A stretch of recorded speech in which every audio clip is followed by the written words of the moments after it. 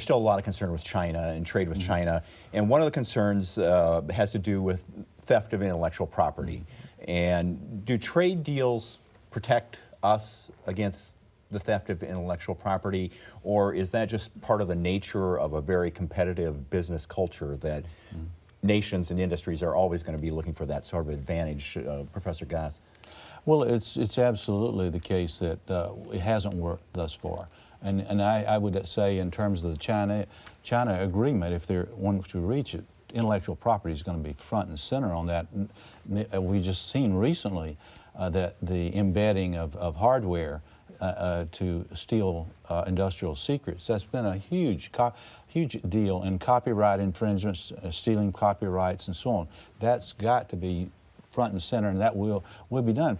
But you know, the odd thing when we do our surveys each month, that most of the public out there support what the president's done. And in our surveys, the bank CEOs, they support what he's done. In fact, they argue in some cases, let's get tougher.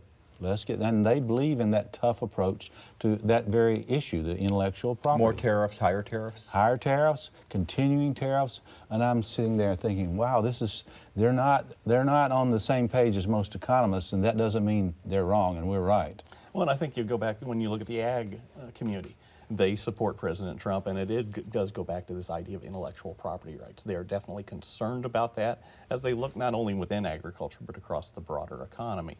And as you think about the new things in the USMCA, one of the things that was tightened up in there was intellectual property rights and the rules by which we play with there.